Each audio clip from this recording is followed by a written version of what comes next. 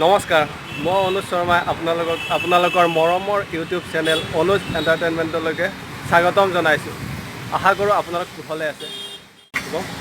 Hi guys, আজি আমি আকৌ এবাৰ ওলালোঁ নতুন ব্লগৰ কাৰণে।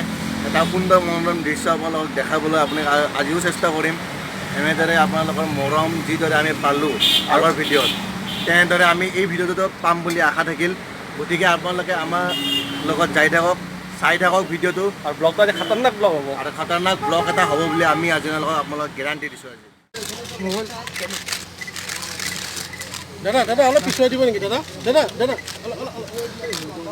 আপোনাৰ মোবাইলটো হৈছেনে?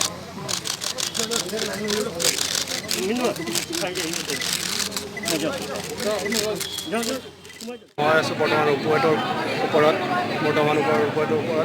আৰু অলৰেডি ৰূপৱে গুৱাহাটী আৰু উত্তৰ গুৱাহাটীৰ ৰূপৱে সংযোগ অলৰেডি ষ্টাৰ্ট হৈ গ'ল। মন্ত্ৰী হিমন্ত বিশ্ব শৰ্মা ডাঙৰীয়া অলৰেডি ইনগ্ৰেট কৰিলে। আপোনালোকে পাইছে, অলৰেডি কৈছে আহিছে বহুত কৰি যাব দেই।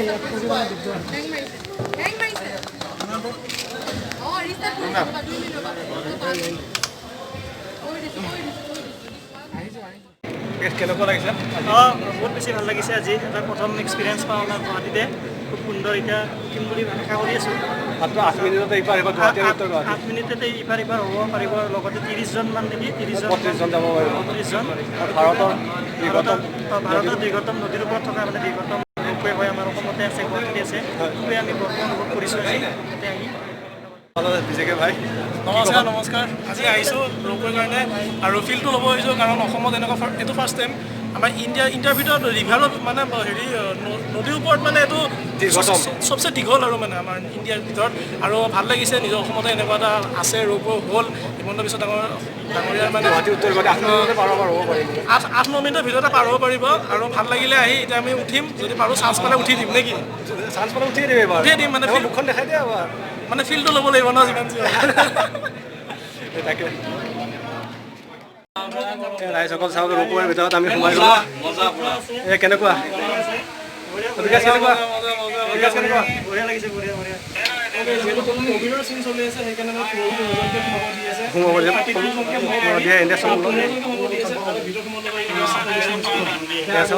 কি গৰম একদম।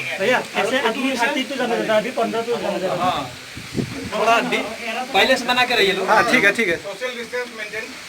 কেনেকুৱা? একদম আল্টিমেট। ভিতৰত সোমালো। ফিল্ডটো এতিয়াহে পাম, এতিয়াহে পাম অৰিজিনেল ফিল্ডটো। আচল ফিল্ডটো এতিয়াহে পাম। 5,500 টকা দিলোঁ নেকি? নট স্পনচাৰ্ড। ইয়াতে COVID-19 ভয়াৱহ সৃষ্টি কৰিছে, সেইকাৰণে ইয়াতে এতিয়া 15জনকৈ সোমাবলৈকে দি আছে। আৰু ইয়াৰ টিকেটৰ হেৰি হৈছে, মূল্য হৈছে, যদি আপুনি একেবাৰে যায় নহয় তেতিয়াহ'লে আপোনাৰ মাত্ৰ 60 টকা। আৰু যদি অহা যোৱা কৰে, আপ এণ্ড ডাউন কৰে, পৰিস্থিতি সৃষ্টি হৈ আছে। সেইকাৰণে ইয়াতে 15জনকৈ সোমাবলৈকে দিছে, ছ'চিয়েল ডিষ্টেঞ্চ মেইনটেইন কৰি। বিকাশ ফুল এক্সাৰচাইজ। सब लोग एक्साइटमेंट है, पूरा एक्साइटमेंट, पूरा फुल एक्साइटमेंट।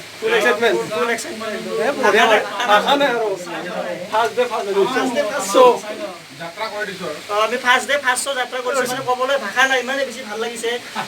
ভাৰতৰ ভিতৰত মানে নদীৰ ওপৰত থকা সকলোতকৈ দীৰ্ঘ মানে সকলোতকৈ দীঘল ৰূপৱে আমাৰ অসমতে আছে। আমি গৰ্ব অনুভৱ কৰিছোঁ আজি ইয়াতে থাকি। আজি পাৰ হৈ বহুত বেছি ভাল লাগিছে। আৰু এইটো ষ্টাৰ্ট হ'ল এতিয়া 8 পৰা 9 মিনিট লাগিব বুলি কৈছে। এতিয়া 12:41 হ'ল। কিমান টাইমত যাই পাওঁ চাম এতিয়া। আমাৰ প্ৰবীণ ডেকা ৰূপৱে আৰম্ভণিৰ দিনত আমি ৰূপৱে উঠিছোঁ।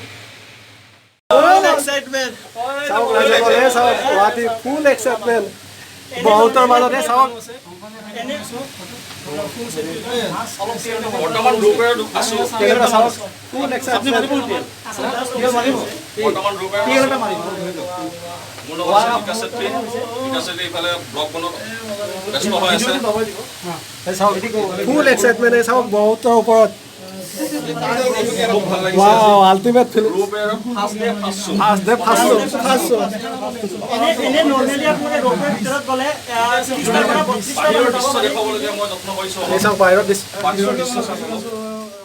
আৰু এতিয়া আমি উমানন্দৰ ওপৰেদি আল্টিমেট ফিলিংছ এই চাওক উমানন্দৰ ওপৰত পাৰ হ'ব বৰ্তমান পাইছোঁ উমানন্দ পোৱা নাই পামগৈ এই চাওক বাহিৰৰ পৰিৱেশটো চাওক না নজৰৰ পৰা চাওক কি ক'ব কেনে ক'ব ভাল লাগিছে আমাৰ অসমত ফাৰ্ষ্ট নজৰৰ পৰা চাওক এক্সপিৰিয়েঞ্চটো ল'লোঁ বিৰাটেই ভাল লাগিছে আপুনি কি ক'ব যিটো খুব ভাল লাগিছে একচুৱেলি মই উত্তৰ গুৱাহাটীৰ হয় আমি বহু আগৰ পৰাই মানে ৰূপৰ লাগিছিলে মানে বহুত আশা কৰি আহিছিলোঁ উঠিম বুলি কিন্তু আজি সেইটো মানে সঁচাকৈ সাফল্যমণ্ডিত হৈছে খুব ভাল লাগিছে আৰু ইয়াতে 32 জনৰ কেপাচিটি আছে কিন্তু যিহেতু এতিয়া মহামাৰী কৰোণা ভাইৰাছ মানে বাহিৰৰ বিশ্বতে সেইকাৰণে সীমিত সংখ্যক 15 জনৰ কেপাচিটি কৰিছে আৰু ইয়াতে টিকটৰ মূল্যটো হৈছে আপোনাৰ এয়া আমি পালোঁ উমানন্দ মন্দিৰৰ ওপৰত এই চাওক আমি উমানন্দ মন্দিৰৰ ওপৰত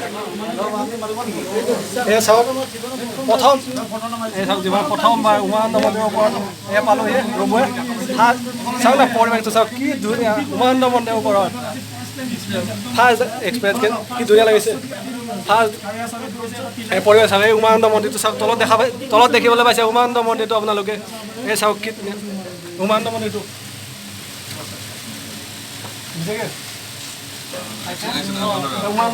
দেখা দিয়া উমানন্দ মন্দিৰ পৰিৱেশটো চাওক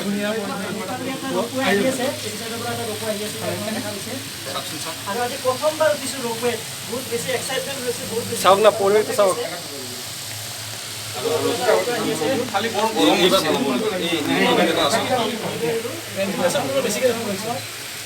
ইমান বেছি গৰম সেইফালে লৈ লওঁ এনেই চিধা কৰি লৈ লওঁ এই চাওক এটা সেইফালৰ উত্তৰ গুৱাহাটীৰ পৰা এটা ৰূপ আহি আছে চাওক এতিয়া পাৰ হৈ যাব ইয়াত ক্ৰচিং হ'ব আৰু এটা বেলেগ এটা উল্টা ফালৰ ক্ৰচিং হৈ গ'ল আমাৰ ইয়াতে চাওক ৱাও আল্টিমেট গৈ আছে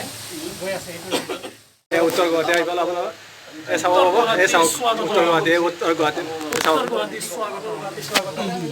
এয়া উত্তৰ গুৱাহাটী স্বাগতম এই চাওক ইয়াতে ৰখিব নাই এনেকৈ পাক মাৰিব পাক মাৰিব এই চাওক পৰিৱেশটো চাওক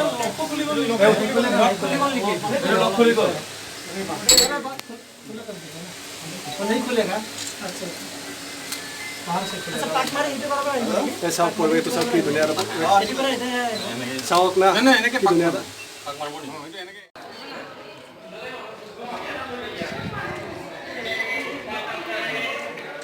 কেনেকুৱা ফিলিং পোৱা উত্তৰ গুৱাহাটী আহি পেলা স্বাগতম উত্তৰ গুৱাহাটীলৈ স্বাগতম আৰু আমি 10 মিনিট লাগি গৈছে আহি পোৱাতে 10 মিনিটমান লগাই নাই চাগে আপুনি সিমানে যোনটো ক্লেইম কৰিছিল সিমানতে আহি পাইছোঁ আৰু এতিয়া অলপমান এটা ৰখিব লাগিব 15 মিনিটমান ৰখিব দিছে কাৰণ যোনটোত অহা যায় সেইটো আকৌ ঘূৰি যাব নোৱাৰি মানে এতিয়া নতুনকৈ আহিব আমাক নিবৰ কাৰণে সেইটোত আমি যাম আৰু কেনেকুৱা ফিলিংছটো কেনেকুৱা আল্টিমেট ফিলিংছ বেলেগত যাব দৰকাৰ নাই আমাৰ অসমতে এতিয়া গুৱাহাটীতে আছে এই চাওক ইয়াতে ৰূপে গৈ আছে চাওক কেবল কাৰ এখন যাই পোৱাৰ পিছত নেক্সট এখন আহিব আমি সেইখন ৰিটাৰ্ণ যামগৈ গুৱাহাটীলৈকে এই চাওক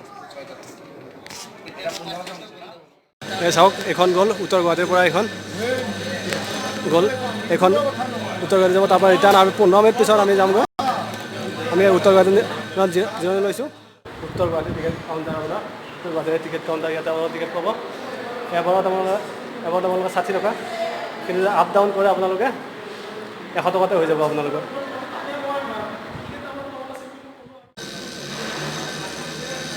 এনেকৈ এবাৰ কৈ দিয়কচোন আপুনি এইটো ৰেস্কিউ হয় কিবা কাৰণত যদি কেবিন ফাঁচি যায় মানুহকেইটা খালী কৰি অনাৰ কাৰণে ইমাৰ্জেঞ্চি গুৱাহাটী যাবলৈ ৰেডি গুৱাহাটী যাম এতিয়া ঘৰ যাম এতিয়া যাম ৰেডি যাবলৈ ৰেডি গুৱাহাটী যাব ৰেডি হৈছোঁ চেনেলটো ছাবস্ক্ৰাইব লাইক শ্বেয়াৰ কৰিবলৈকে নাপাহৰিব থেংক ইউ চাওক ওপৰলৈ উঠি আছে চাওক পাৰ হৈ গ'ল